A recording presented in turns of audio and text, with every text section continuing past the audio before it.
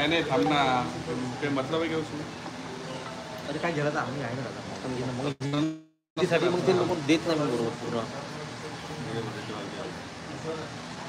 बोला करायला लागतं भाऊ, यायचं लागतं ना आमचं. भाई माझा माईक काम ना कोण हा ना चालू करतो थांबणार आहे, एकदा सुरू झाला का मग ये नसतो 30 सेकंदाला काय फरक काय झालं का तुझे किती वेळ काम करून झाला माझा. हा काय झालं माईक पाहिजे ना हा जे जाऊ दे सोड. थांब रे, सगळ्याचाही प्रॉब्लेम होईल, तुमचा एकटाचा थोडी आहे, तुम्ही आई येतं तर ठीक आहे. हा बोल. नाही ना संध्याकाळी भेटतो तुला मी, दुपारी पेनड्राईव्ह पण घरी नाही आहे. ठीक आहे हां.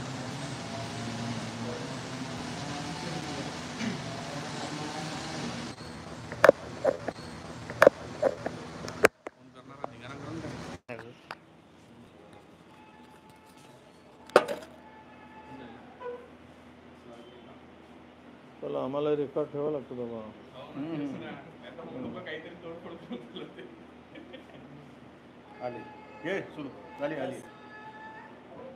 भाऊ आज राहुल गांधी हां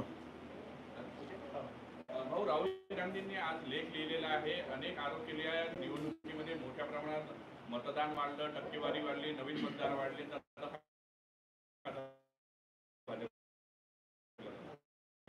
खरं मध्ये आलेलं हे सरकार हे जनमताच्या भरोशावर आलेलं सरकार नाही, तर हे जगलरी करून आलेलं सरकार आहे. हे जगलरीचं सरकार आहे. मतांचा अनादर करून आणि ही मॅच फिक्सिंग करून निवडणूक आयोग आणि महाराष्ट्रातील तत्कालीन ज्यावेळेस महायुतीचं सरकार या सर्व यंत्रणांचा वापर करून ही निवडणूक जिंकली आहे. ही जनतेच्या भरोशावर निवडणूक जिंकली नाही, तर ही निवडणूक मॅच फिक्सिंग आणि बेईमानी करून जिंकली. हे आता लपून राहिलेलं नाही आणि हेच राहुल गांधींनी सांगितलेलं आहे. तुम्ही आतापर्यंतच्या मागच्या 2014 पासून किंवा 9 पासून मतदानाची वेळ संपल्यानंतर जे मतदान वाढलं आहे ते ॲव्हरेजमध्ये 3% मतदान वाढलेलं आहे. पण यावेळेस 2024च्या विधानसभा निवडणुकीमध्ये जे मतदान वाढलं आहे ते निवडणुकीची वेळ संपल्यानंतर साधारणतः 8.5% मतदान वाढलेलं आहे. आणि उदाहरणच द्यायचं झालं तर राहुलजींनी कामठीचं उदाहरण दिलं. म्हणजे कामठीमध्ये ज्यावेळेस लोकसभेची निवडणूक झाली त्यावेळेस 5 वर्षात वाढलेली मतं ही जवळपास 17-18 हजार मतं होती आणि 6 महिन्यात वाढलेली मतं 35,000 वाढली. हे 35,000 मतं आले कुठून? आणि ही वस्तुनिष्ठ माहिती राहुलजींनी त्यांच्या त्या लेखामधून दिलेली आहे. त्यामुळे तुम्ही खुलासा करा. त्याच वेळेस बेईमानी करून CJIला देशाचे मुख्य न्यायाधीशांना वगळून निवड करताना मुख्य निवडणूक आयुक्ताची कॅबिनेट मंत्र्याचा तुम्ही समावेश करता. तिथेही फेअर निवड होत नाही. म्हणजे याचा अर्थ असा होता की तुम्हाला महाराष्ट्रामध्ये निवडणूक जिंकण्यासाठी बेईमानी करायची होती आणि ते तुम्ही करून निवडणूक जिंकलात. हे जे काही मांडले राहुलजींनी हे सत्य मानलं आहे. याचा खुलासा तुमच्या दम असेल तर करा. 2009 मध्ये जे आहे अशाच पद्धतीनं लोकसभा आणि विधानसभेच्या तुलनेमध्ये जे आहे आकडेवारी 30 लाखांनी मतदारांची वाढली होती असा आरोप जो आहे तो बावनकुळे यांनी केला. बावनकुळेंनी आकडेवारी कुठे दाखवली? आमच्याकडे आकडेवारी आहे ना, त्या लेखामध्ये आकडेवारी आहे. कुठे 30,000? ते वाढले म्हणजे 5 वर्षात वाढलेले आहेत 30,000 मतं. 30 लाख मतं 5 महिन्यात वाढले असं त्यांनी दाखवलं आहे 2009 मध्ये. ही माहिती आहे वस्तुस्थितीला धरून नाही. हे काहीतरी चुकीची माहिती देत आहेत. मतदान बंद झाल्यानंतर जे मतदान झाले वाढले 2009 पासून ते साधारणतः 2.5% ते 3% वाढलेले आहे. परंतु यावेळेस मात्र विधानसभेच्या निवडणुकीमध्ये ही निवडणुकीच्या 6 वाजता मतदान संपल्यानंतर वाढलेली संख्या ही 8.7 म्हणजे 8.9% साधारणतः ही संख्या आहे. 8.9% मतदान कसा वाढू शकतो? मतदान प्रक्रिया संपल्यानंतर 50 लाख 55 लाख मतं कसे वाढू शकतात? आणि आकडेवारी जाहीर करत असताना तुम्ही 50.8 दिली होती मतदान 6 वाजता आणि तीच आकडेवारी फुगवून 58% 58 पॉईंट काही दाखवली होती आणि ती नंतर 64% 65% दाखवली गेली. याचा अर्थ स्पष्ट आहे की हे सरकार बेमानीनं आलेलं सरकार आहे, जनमतावर आलेलं सरकार नाही. यामध्ये कुठे लपून राहायचं काही कारणच नाही, हे स्पष्ट आहे. लोकांनी नाकारलेलं होतं. सर्व सर्वे हे या सरकारच्या विरोधात होते, एकही सर्वे बाजूला नव्हते आणि त्यामध्ये भारतीय जनता पक्षाला 89% असं कसं यश मिळू शकतो? त्यांनी लढवलेल्या जागेमध्ये 149 जागा लढवल्या आणि 132 जागा जिंकल्या. 89% त्यांना त्या ठिकाणी यश मिळालं. हे कसं होऊ शकतं? महाराष्ट्राच्या नाही देशाच्या इतिहासामध्ये विधानसभेमध्ये असं कधी झालं नाही. त्यामुळे आम्ही आमची भूमिका राहुलजींनी जी मांडली महाराष्ट्राच्या संदर्भात त्यावर ओपन डिबेट करायची कोणाची तयारी असेल तर ती यावे, आम्ही तयार आहोत. हे सरकार मुळात ओबीसीच्या नाव घेऊन सरकार आम्ही स्थापन केलं. ओबीसीचे मतं मोठ्या प्रमाणात या सरकारने मिळवली, पण ओबीसी तरुणांना वाऱ्यावर सोडण्याचं पाप महायुती सरकार करते. ज्या संस्था स्थापन केल्या त्यामध्ये विविध समाजासाठी तारटी असेल, बार्टी असेल, सारथी असेल आणि महाज्योती, यामध्ये ही स्कॉलरशिप देताना PhDच्या पोरांना आपण काय म्हणतो नोंदणी दिनांकापासून जे आपण स्कॉलरशिप लागू केली होती ती यांनी थांबवली. सारथीला दिली नोंदणी दिनांकापासून, बार्टीला दिली, तार्टीला दिली आणि महाज्योतीला मात्र यांनी बेईमानी करून महाज्योतीच्या विद्यार्थ्यांना, ओबीसी विद्यार्थ्यांना डावललं आणि 162 कोटी रुपये या पोरांचे यांनी दिले नाही. ज्या पोरांना डॉक्टरेट व्हायचं होतं, रिसर्च करायचं होतं, या मुलांना बाजूला करून यांच्यावर अन्याय करण्याचं पाप ओबीसीचं सरकार म्हणून पाठ थोपटणाऱ्यांनी हा प्रचंड असा अन्याय ओबीसीवर केलेला आहे. या पलीकडे जाऊन एकीकडे 72 हॉस्टेल उभं करायची घोषणा करतात आणि त्याला कुठलाही निधी दिला नाही किंवा निधी अपुरा मिळाला, आणि दुसरीकडे मात्र सारथीसाठी इमारती बांधकामासाठी 1900 कोटी रुपये दिले आणि महाज्योतीच्या बांधकामाला 320 कोटी मंजूर झाले, त्यातले निम्मे पैसेच फक्त दिले गेले. याचा अर्थ स्पष्ट आहे की हे सरकार, अजितदादांची तिजोरी ही सारथीसाठी खुली आहे. मग काय करतायत देवेंद्रजी फडणवीस? ओबीसीचे मतं मोठ्या प्रमाणात भाजपने घेतले, मग ह्यांना जेवढे पैसे, हे काय सांगतात की आम्ही सर्व संस्थांना समान पैसे दिलेत 300 कोटी, पण इमारत बांधकामासाठी सारथीला 1900 कोटी रुपये दिलेत. तर तेवढे पैसे हॉस्टेल आणि इमारत बांधकामासाठी, ट्रेनिंग सेंटरसाठी बांधकामासाठी महाज्योतीला का दिले नाही? ही तिजोरी ओबीसीसाठी नाही का? हे तिजोरीच्या चाब्या ओबीसीसाठी खुल्या होत नाही का? तिजोरीसाठी तिजोरीचं लाक उघडत नाही का ओबीसीसाठी? हा आमचा खरा प्रश्न आहे. म्हणून हे बेईमानी करून ओबीसींची मतं घ्यायची आणि ओबीसींना वाऱ्यावर सोडायचं अशी दुपट्टी भूमिका असलेलं हे सरकार आहे.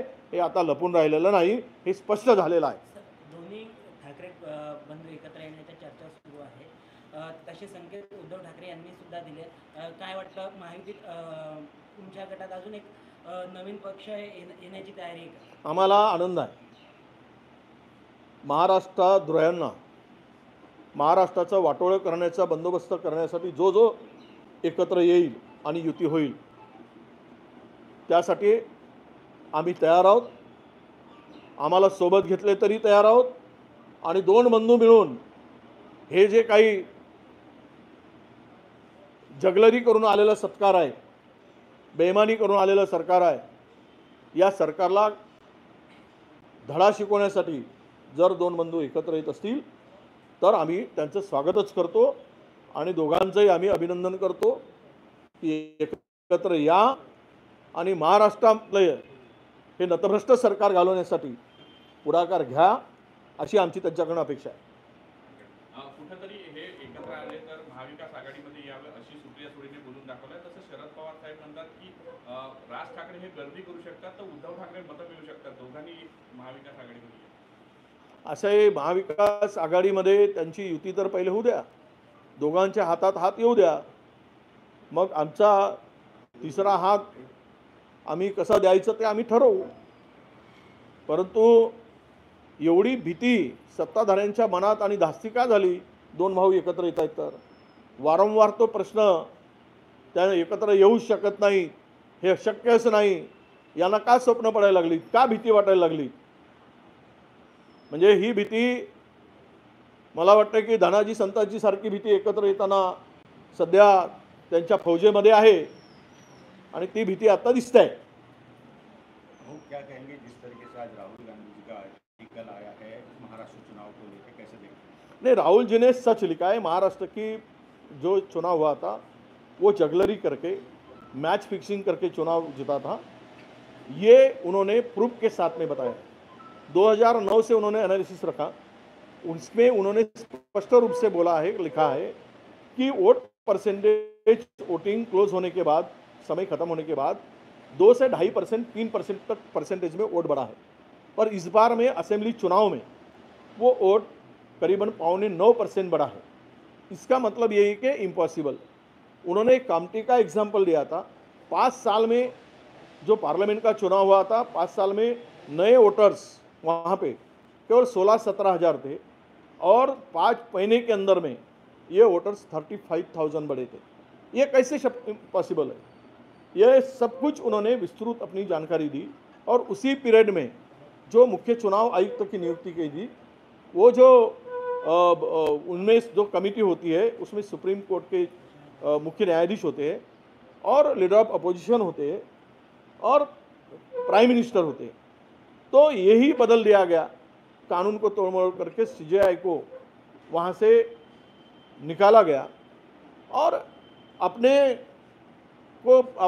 मनमर्जी से उन्होंने मुख्य चुनाव आयुक्त की नियुक्ति की गई. इसे यही पता है कि ये मैच फिक्सिंग करके चुनाव जीता था. ये राहुल जी ने सच लिखा है, क्योंकि सब सर्वे इनके खिलाफ में थे, कोई सर्वे इनके फेवर में नहीं था. और इतने वोट कैसे बढ़ सकते हैं, ये सवाल उन्होंने उठाया.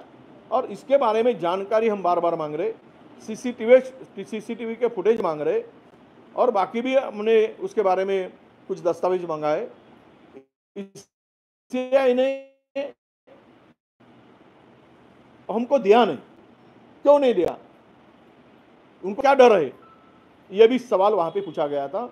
आज राहुल जी सच का आवाज़ है, कितने भी झूठे इकट्ठे हो, सच के आवाज़ को नहीं सकते.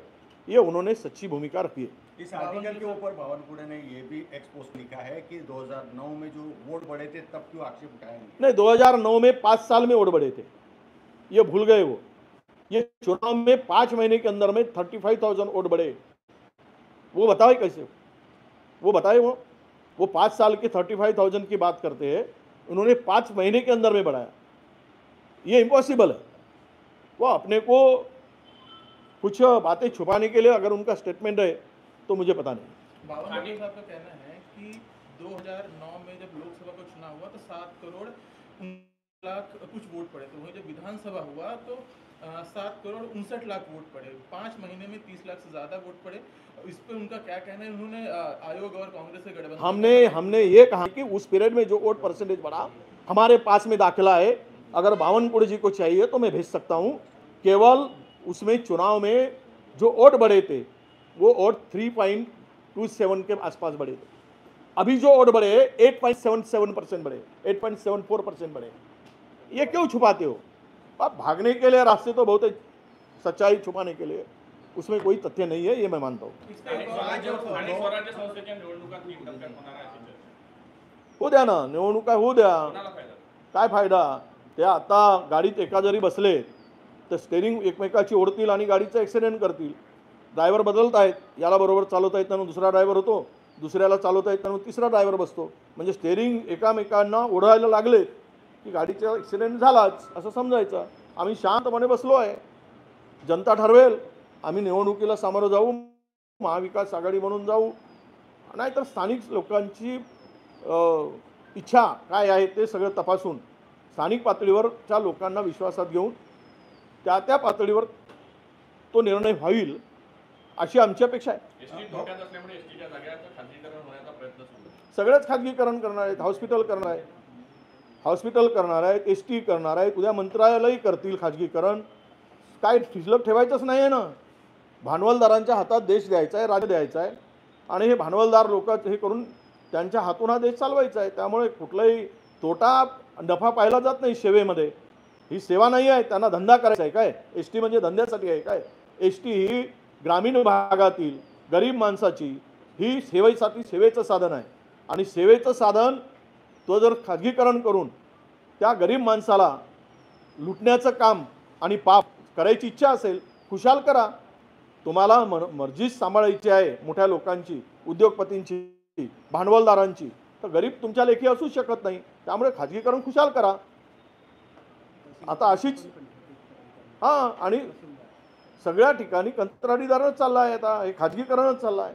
उद्या तहसीलदार नेमतील, कलेक्टर खाजगीकरणातून नेमतील, एस पी नेमतील, नाहीतरी आता मिलिटरीचं सगळं आपण चाललंच आहे. जे काही कुपेन बनवतो आहे ते विशिष्ट माणसाला देते ज्याच्याकडे कुठलाच अनुभव नाही. तर त्यामुळे हा देशच कंत्राटी पद्धतीवर चालवून हे राजे बनून देश उद्ध्वस्त करतील. करू द्या, त्यांना लखलाभ आहे. राज ठाकरे उद्धव ठाकरे साथ आने वाले हैं, ऐसी चर्चाएं चल रही है। वहीं उद्धव ने कहीं ना कहीं संकेत दिए हैं। हमें खुशी है, ये दोनों भाई एक आते हैं, कोई भी फैमिली एक आती है तो हमें आनंद है। दोनों भाई हाथ मिलाकर आगे बढ़ते हैं तो, क्योंकि ये स्टेट की जो सरकार है, जिस जगलरी करके सरकार बनाई गई है, ये बेईमानी करके सरकार बनाई है और जो महाराष्ट्र के विरोध में ये सरकार काम कर रही है, उस सरकार को हटाने के लिए जो साथ में आते हैं, एक साथ मिलकर आते हैं, तो हम उनका स्वागत करेंगे। Thank you. मिलिंद एकबोटे ने कहा था कि गाय को